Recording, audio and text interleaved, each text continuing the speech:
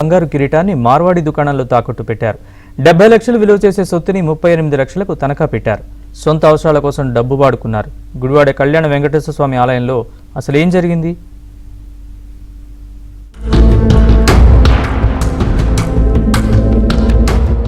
కృష్ణా జిల్లా గుడివాడలోని శ్రీ కళ్యాణ వెంకటేశ్వర స్వామి ఆలయంలో ఘరానా మోసం వెలుగు చూసింది.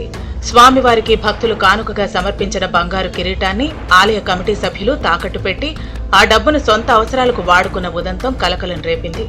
మాటూరి సుబ్బారావు, లక్ష్మీకుమారి దంపతులు 2025లో 461 గ్రాముల బంగారు కిరీటాన్ని బహూకరించారు. అయితే ఆ కిరీటం స్వామివారికి అలంకరించకుండా ఆలయ కమిటీ సభ్యులు కాలయాపన చేస్తున్నారు. ప్రత్యేక సందర్భాల్లోనూ అలంకరించకపోవడంతో దాతలకు అనుమానం వచ్చి ఆరా తీయడంతో అసలు విషయం బయటపడింది.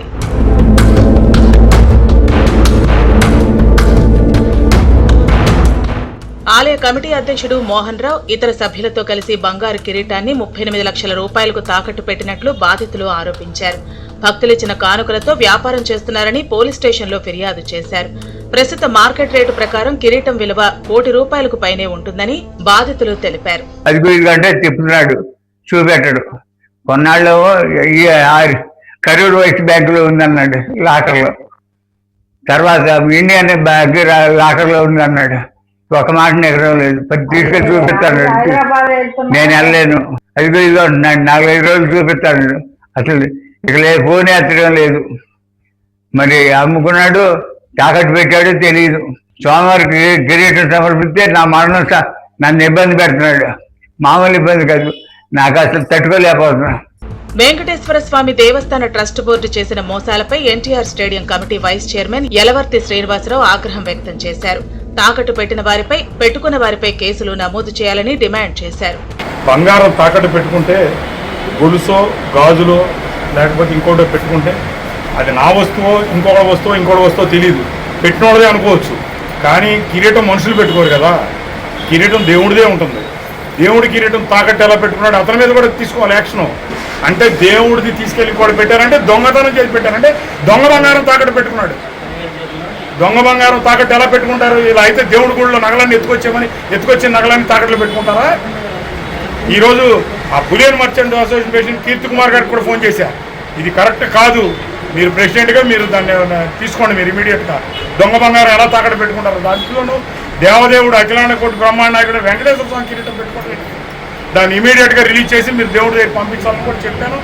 ఆలయంలో కిరీటం మాయంపై అధికారులు స్పందించారు. దేవాదాయ శాఖ అసిస్టెంట్ కమిషనర్ లలిత విచారణ జరిపారు.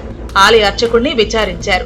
ట్రస్ట్ కార్యాలయానికి తాళం వేసి ఉండటంతో రికార్డులు పరిశీలించలేకపోయారు. పాలకవర్గ సభ్యులు ఎవరూ అందుబాటులో లేకపోవడంతో ఆగ్రహం వ్యక్తం చేశారు. ప్రాథమిక నివేదిక రూపొందించి ప్రభుత్వానికి అందిస్తామని తెలిపారు. 88 వరకు మేము మెయింటైన్ చేసామమ్మా. మెయింటైన్ చేసి మేము ఇక ఈ పాలక వర్గానికి ఇచ్చాము, అప్పచెప్పాము.